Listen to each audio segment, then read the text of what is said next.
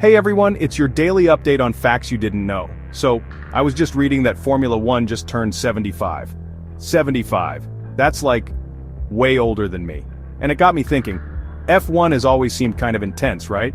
But like, how intense are we really talking? Turns out, way more intense than you'd think. I'm talking flaming fuel tanks, steering wheels straight out of Star Trek, and pit stops that make you question reality. So buckle up because we're about to dive into 10 F1 facts that are so wild, so unbelievable, they'll make your head spin faster than Lewis Hamilton on a qualifying lap. Okay, picture this. It's 1950, the very first F1 race at Silverstone. You're a driver, pumped with adrenaline, ready to make history. What are you wearing? A fire-resistant suit? A helmet with a built-in oxygen supply? Nope. You've got on your lucky cotton shirt, maybe a leather helmet if you're feeling fancy, and that's it. No seatbelts, no roll cages, no nothing. And get this, the reason they didn't have seatbelts back then is because they thought it was to be thrown from the car during a crash. Like, seriously? I guess the logic was, better to be launched into a field than trapped in a burning wreck.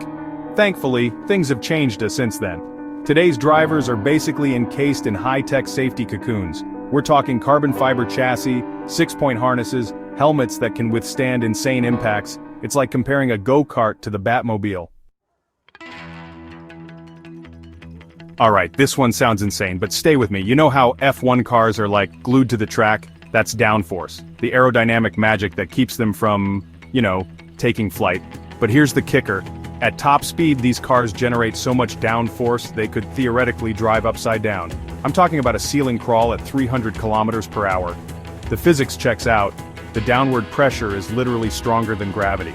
Now, no driver in their right mind is going to test this out. I mean, can you imagine the insurance paperwork? But still, it's pretty mind-blowing to think about.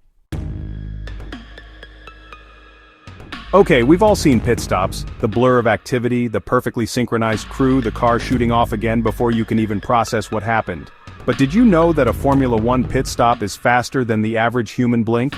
I'm talking less than 2 seconds to change 4 tires, adjust the front wing, and send the driver on their way. It's like watching a perfectly choreographed dance, except with power tools and a sense of urgency that could melt your face off. Every single member of the pit crew has a specific job, and they practice these moves hundreds of times to get it down to a science. It's a testament to human precision and teamwork, and it's also just really, really cool to watch. F1 steering wheels are more complex than jet cockpits. You know those steering wheels you get in video games with all the buttons and dials and stuff? Yeah, those are inspired by F1 steering wheels, but in real life they're even more insane. We're talking about a piece of equipment that can cost upwards of $70,000, more than some actual cars. And for good reason. These things are basically mini supercomputers. They have buttons for everything, adjusting brake balance, controlling fuel mix, changing engine modes, even talking to the team, and adjusting the driver's hydration. It's like trying to fly a spaceship while also playing a very intense video game. Drivers lose 2 to 4 kilograms in a single race. You know how people say F1 drivers aren't real athletes? Yeah, tell that to their sweat glands. Because these guys aren't just sitting in a comfy car, they're basically baking in a sauna at 180 miles per hour. The temperatures inside an F1 cockpit can reach up to 50 degrees Celsius. That's 122 degrees Fahrenheit during a race. And they're not just chilling in there, they're wrestling a 1,000 horsepower beast around a track, pulling G-forces that would make your head explode. So yeah, they're sweating, a lot, like 2 to 4 kilograms of sweat per race. That's like carrying around a gallon of milk, except it's all coming out of your pores. F1 technology has saved lives beyond racing. Here's something you might not know.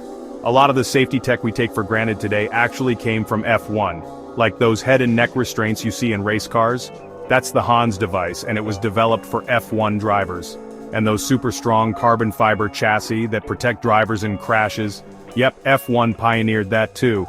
Even things like brake-by-wire systems and advanced telemetry all came from the world of Formula 1. So next time you see an ambulance or a fighter jet, remember, some of the technology that's keeping those people safe might have started life on an F1 track. Monaco isn't about speed, it's about precision. Monaco, the crown jewel of F1, the race every driver dreams of winning. But here's the thing, It's not about who's the fastest, it's about who's the bravest, the most precise, and maybe a little bit crazy.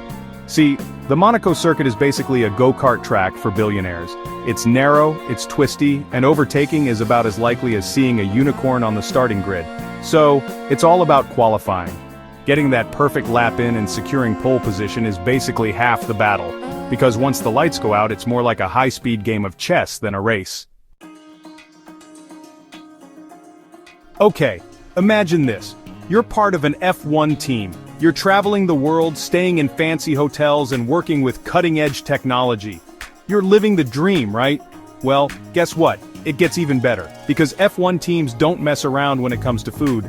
They bring their own personal chefs to every race.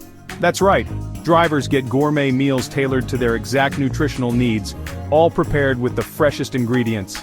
And it's not just the drivers, even the mechanics and engineers get in on the action. F1 drivers are tough, like really tough, but Alex Zennardi, this guy takes toughness to a whole new level. Back in 2001, Zennardi suffered a horrific crash that resulted in the loss of both his legs. But did that stop him from racing? Nope, he came back to motorsport using hand controls and continued to compete at the highest level. And get this, earlier in his career, he even raced with a broken hand. Talk about dedication. Zennardi's story is a testament to the indomitable spirit of human beings, and proof that anything is possible if you set your mind to it. We all know F1 cars are fast, but like, how fast are we talking? Well, hold on to your hats because this one's a doozy. An F1 car can go from 0 to 100 kilometers per hour in about 2.5 seconds. That's faster than most people can read this sentence. But here's the really crazy part. Their cornering and braking speeds are even more impressive. Thanks to all that downforce and those massive carbon brakes, F1 cars can outmaneuver many fighter jets. They can pull G-forces that would turn your insides to jelly, and they stick to the track like they're on rails. So there you have it, 10 insane F1 facts that prove this sport is anything but boring. From cotton helmets to cockpit supercomputers, Formula One has been pushing the limits of technology and human endurance for 75 years. And the best part? It's only getting more intense. Who knows what kind of mind-blowing innovations and death-defying feats we'll see in the next 75 years. If you're as hooked on this wild world of speed and adrenaline as I am, hit that subscribe button for more surprising stories you didn't know you didn't know. See you in the next one.